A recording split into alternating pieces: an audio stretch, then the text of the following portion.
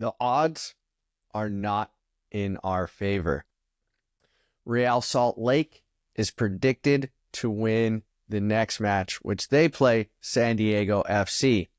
The betting odds RSL Real Salt Lake is a negative 104, and San Diego FC is a plus 285. So pretty heavy favorites to win Real Salt Lake. Also, this is a away game. We're playing at Real Salt Lake Stadium or RSL Stadium in Utah. The elevation is 4,450 feet, and I looked that up. It's the second highest elevation in the MLS, and that will be a factor because RSL practices in elevation and their lungs are going to be ready. What about our lungs? And I just read Chucky is injured with a hamstring and is likely out 2 to 6 weeks, but even more likely 4 to 6 weeks. So how do we cope with the injury? How do we deal with the loss of our star player? Who's going to step up in his place? Who should be the substitute that comes in for Chucky Lozano? So can we go into the RSL Stadium and pull off a win? Can we get back on track and actually start putting the ball in the back of the net, which we weren't able to do in our last game, home game at Snapdragon? And how do we match up with Real Salt Lake? What's their strategies? What's their formation? What are we going to do against them? And who's going to be the people that are going to need to step up in this game, fill that void of Chucky? We're going to get into all of that and so much more on the Penalty Kick podcast. You know, it's your host, Mike Gio. And Dago, let's go, because I'm ready for that next win. And I really, really do hope San Diego can win this next game so we can continue to improve. We can continue to move up the table and move up the rankings. But let's start it off with Real Salt Lake. Real Salt Lake was a good team last year. They placed third in the Western Conference. But I looked at their last 10 games of the season last year, and I always like looking at the end of the season, especially if we're talking about the beginning of next season, to see the momentum that they carried into this season. And their last 10 games, they actually didn't do too well. They were 4-3-3. So they were dropping a lot of points. But they did make the playoffs. However, they lost in the first round. So the end of the year was not too good for them. This year, they're 1-1. 1 win, 1 loss. Their first game, they got whooped by San Jose. Absolutely whooped off the pitch. They lost 4-0.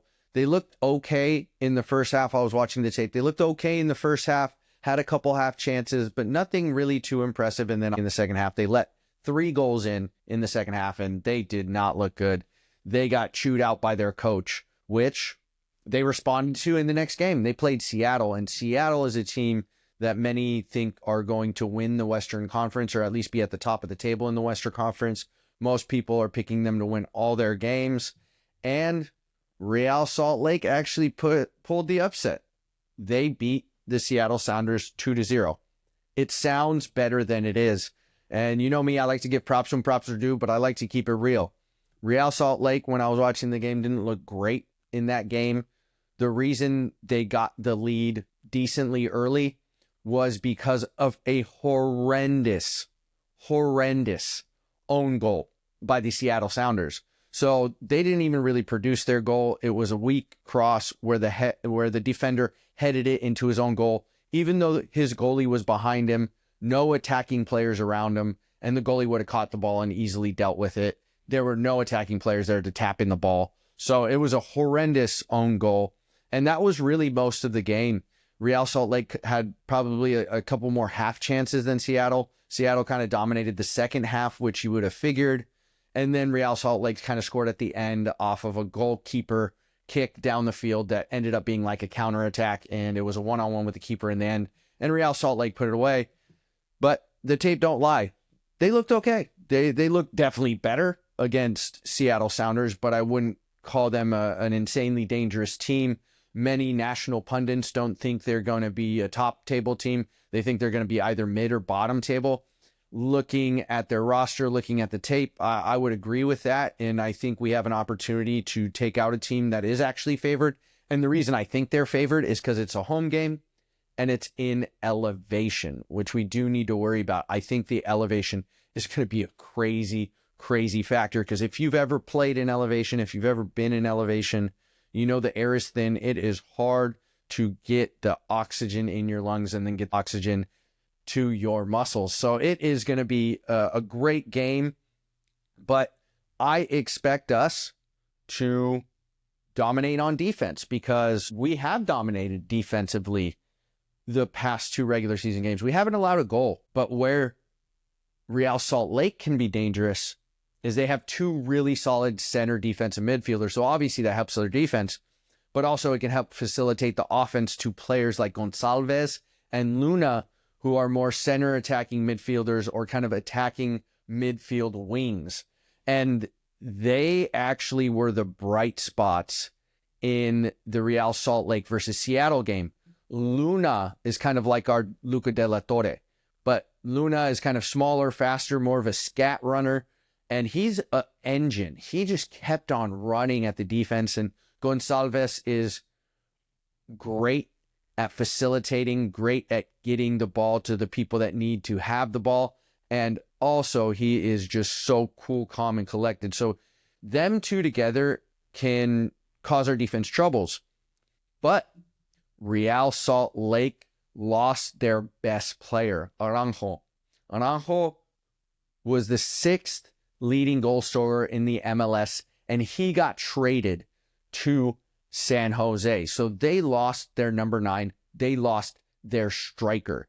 And I think that is going to be a huge part of it. And I think that's another big part of why pundits don't think they're going to be doing all that great this year, because it's hard to come by goals. It really is. Soccer is hard to come by goals. You're not, again, winning 10-0. You're winning 1, 2, maybe 3 goals. 3 goals is a lot in soccer. So who is Real Salt Lake going to have to really put the ball in the back of the net? They were playing a false 9 against Seattle, and it really didn't work out other than a late counterattack, which was a substitute. And it was really a 1-on-1, and he should have scored it, and he did. But they also lost another big player, Marcelo. He 8 years at center back, so there might be an opportunity for us to attack the center back and see if they were able to replace Marcelo. Crooks, another player, played last year, got him to 3rd in the Western Conference, but he went back overseas and is playing for Hull City in England in the EFL. So what does all this mean, right? I think they lost a lot of good players. The main player is their striker, and since they play a 4-2-3-1 formation, that means you have 1 striker up top, and you're asking a lot from that striker. You're asking him to do hold up play, forgive me. You're asking him to create chances and facilitate, and also obviously put the ball in the back of the net. So I think they lost a really good player. I think it's going to be hard for them to score, and that's why I think our defense should dominate. And if they don't, that is a problem, especially just because they don't have really much attacking prowess. And other than the counterattack goal, they didn't score in their first game. They got a 1-0 lead off of an own goal from another team. But can we score? What are we going to do with that information? What are we going to do against them? With Chucky being hurt for a month, we no longer have our star on the field. Luca de la Torre needs to be the star. You know, he's one of my stars that I focus on a lot, but now he needs to just take over the team. He needs to understand the reins are absolutely his. He is driving this sleigh. And he needs to own that. I want him to be aggressive. I want him to go to the ball. I want him to make runs and find spaces in between those 2 good center attacking or center defensive midfielders. Forgive me. This needs to be a Luca de la Torre game, even though last game I didn't think it was. He should have still made it his game, right? If you're a great player, you make it your game. Messi does not go quiet in a game because he's great. Ronaldo, Cristiano does not go quiet in a game because he is great. That's what I expect from Luca de la Torre. And Mikey Varas needs to put him in position to know that it is his team, to know that he does need to pick up maybe the ball a little bit further back or find little different angles, because you're not going to just throw the ball up to Chucky anymore. You're not going to go tell Chucky just to run at the defense, balls over the top, quick counters. So it might need to be more of a Luca de la Torre game, and I want it to be, because I think he is one of our best players, if not the most important offensive player on our team. And yes, I will even say that against Chucky, because again, sometimes the wings actually don't touch the ball as much as you think they should or would, whereas the midfield usually is the one that controls the game, controls the tempo, controls the pace. So that's why I think Luka is so, so important. Another big thing is who's going to replace Chucky? Who's going to come in for Chucky? When Chucky got injured, it was Ima Boateng that came in. Didn't have a great game, to be all honest, and then Ima got subbed off. Also, in the first game, when Chucky came off, Thomas Angel actually went on and gave up an assist to Dreer for the counterattack second goal against the Galaxy.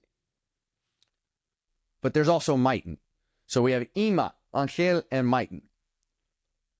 To me, it needs to be either Maiten or Angel. Obviously, y'all know I love Maiten. I think watching his tape when I did the roster breakdowns, in my earlier episodes, he just likes to take players on. Like, he gets the ball and he just runs at them. You can tell the defense gets nervous when he has the ball because he's just so aggressive. I don't think Angel is as aggressive as Maiten. I don't obviously think Ima is as aggressive as Maiten. So that's why I like Maiten so much. He is a youngster. He is 22. It seems like Mikey Vadas is putting in older teams in the sense I think our youngest player might be 25 in our normal starting lineup where most people are going to be 27 and above. So kind of seasoned vets and people in their prime. I want to see him give youngsters, more opportunity. And that's why I'm calling for Angel or Maiten. Who do I think is going to start? I think he's probably going to put Ima in just because it looks like he likes and values veterans. I think that would be the wrong move. If I was in that seat, which I am not, but if I was, I'd personally put on Maiten, but it has to be either Angel or Maiten. At least Angel has already shown you something on the pitch. So, if that's the case, Mikey Vadas should put in Angel. But I think it would be a mistake to put in Ima. And I love Ima. I think Ima is a great player. But also he's 31. He's, a little bit later in the career. And he's not as imposing of a figure. Neither is Angel. Maiten's kind of short, but he's stocky. So it's going to be interesting to see who he puts up there. But our front and our attackers need to take the onus of this game. Ingvardsson is a name I need to call out. Ingvardsson has not done anything really in 2 games. It doesn't show up on tape. He's doing the basics well, of course. But Ingvardsson hasn't done anything. Dreer obviously has been phenomenal, not only in the first game, in the second game. Obviously couldn't put off a goal in the second game.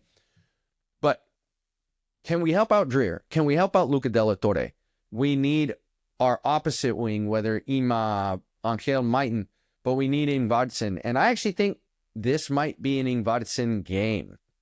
I think Luca Della Torre is going to boss it. He needs to boss it, so I shouldn't think he needs to. Luca can either have an assist or a goal, but I do think Luca is going to be involved in something.